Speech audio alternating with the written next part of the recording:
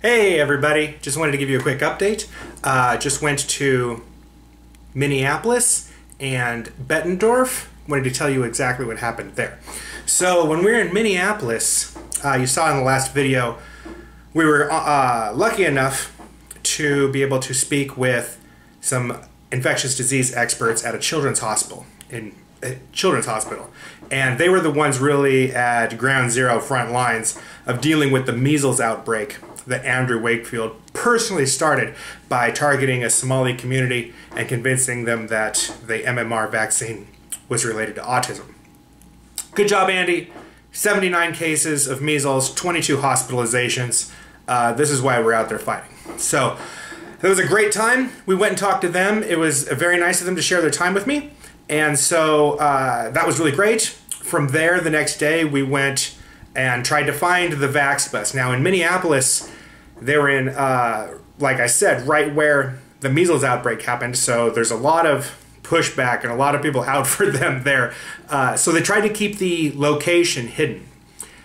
To find out where the park was that they were going to be having their picnic, you had to personally know somebody, and they would tell you. That's what it said in all the secret groups. Don't tell anybody where this park is unless you've personally met them before, and you can vet them and you can vouch for them that they're not going to tell any of the pro-vaxxers, especially the troll Craig Egan. So immediately we found out where the park was going to be, because they can't keep a secret. Just to make sure we weren't being fed bad information, we actually found it out from 3 separate sources. That's how well they keep their secrets. We had 3 separate sources that all confirmed the same location where the bus was going to be. So we went to this park, Minnehaha Park, and we actually got there before the bus. Some of the picnickers were already there. They had a little rented pagoda, shelter type of thing for picnicking, but the bus wasn't there yet. I showed up with my girlfriend Sharon. Karen Ernst from Voices for Vaccines was there. Joe and Patsy from the Children's Hospital were there. A couple other parents were there. It was a great turnout for a place that was supposed to be hidden. So we showed up, we had our signs ready, the Vaxxed bus pulls in. I'm sure pissed that we beat them there or even found it at all. Good for us. So we got there. Now when they were telling everybody in the secret groups, don't tell Craig Egan where the bus is going to be, they mentioned that if I showed up, they were prepared to call the police and have the police come for me. So I beat him to the punch. I didn't call the police specifically, but I did call the park department, because they did rent a shelter for a picnic, but they did not get a permit to be filming a commercial movie. According to state law and according to the park rules, you have to specifically have a permit if you're going to be filming a movie, which they are, in a public park. So the park police showed up. They came up to the bus. They told them basically they're not allowed to film outside at the location. Basically the bottom line was they can't film in the park outside. If they're inside the bus, there's no way to know if they're actually filming or not, because they don't have a warrant to go in the bus. So whatever happens in the bus is okay. But the police officer specifically told me if they come out with camera equipment, go ahead and call us back. We'll kick them out of the park. So good on the police officers for coming. It was hilarious that the people who thought they were going to call the police on me ended up having to deal with the police themselves. It was super hilarious when, all said and done, we had a police officer take a group picture of us with our protest signs, and you could just see the glaring from the anti-vaxxers as the cops took a photo of us smiling with our protest signs. So that was pretty great.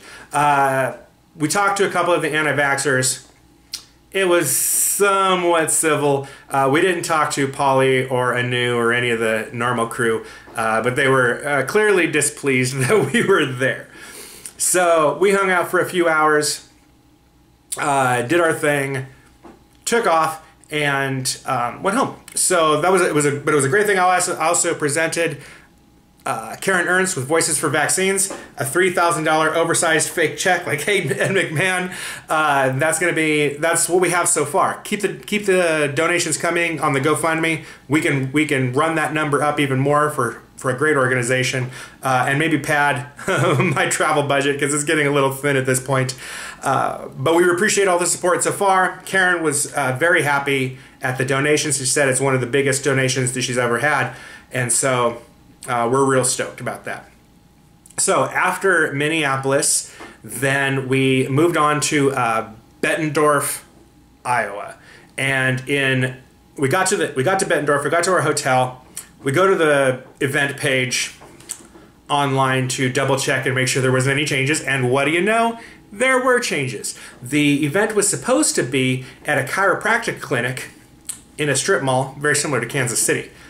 But they decided to move that. So they said because of outside agitators who were showing up to their events, I don't know who that could be, they decided to move it from a strip mall to a private home. So basically, they put up the address. We didn't follow the address. Figured it's probably not a good idea to go pick at somebody's house. And if we can get them out of public view, we can get them away from a strip mall, we're just going to call that a win. So we went and let them have their day in Bettendorf, hiding from us. Hopefully they sat there paranoid that we were going to show up all day. But we did not go. Today we landed in St. Louis, and the St. Louis event is going to be in 2 days. That one is also at a chiropractic clinic, but the event page has removed the location from their event. They haven't said it's changed, but they removed it from there, and basically they said that it is now appointment only. You can't just come up to the bus and go onto the bus and talk to anybody. You have to specifically have an appointment. It's a private event. They're probably trying to position that to kick us out or have us arrested or push us away when we show up to protest. We'll make sure to hold a distance, but we're ready to protest them no matter where they go, as long as it's not at somebody's house. So we're going to try to do that. We've got a couple other surprises coming up. We're hopefully got lined up a very famous pro-vaxxer to do an interview with us. Hopefully that pans out. And hopefully we can talk to somebody who maybe has gone through polio themselves and get their take on anti-vaxxers and the need for vaccinations. So we're going to keep moving. We're going to try to make it through at least the next 2 or 3 stops. But right now, like I said, Vax is trying to really go underground and hide from us. If they succeed in going completely to areas that we can't access, or it's not going to be effective for us to access, we might cut it short and try to pad the end of the trip with, like I say, more pro-vax interviews like we did at the Children's Hospital. Either way, Voices for Vaccines could use a little bit of padding on their donation. Right now, our budget's running a little bit thin. We could use a little bit of padding. Feel free to donate to the GoFundMe. But most of all, just keep watching, keep supporting, and when people bring up bullshit, anti-vax claims, stand up for them, correct them, don't let them stand. That's really the issue here, and that's really the lesson I want everybody to learn, is that anti-vaxxers are getting traction, and when people believe their BS, there's measles outbreaks, children end up in the hospital, and it's up to every one of us to fight against it every time we can. So keep up the good fight. Keep following us. Throw in a couple bucks to the GoFundMe if you've got it. Congratulations to Karen Ernst. Congratulations to the state of Minnesota for getting over a measles outbreak that could have been a lot worse. Thank you to the people on the front lines, especially Joe and Patsy, for taking care of that for all of us and for spending a little bit of time with me.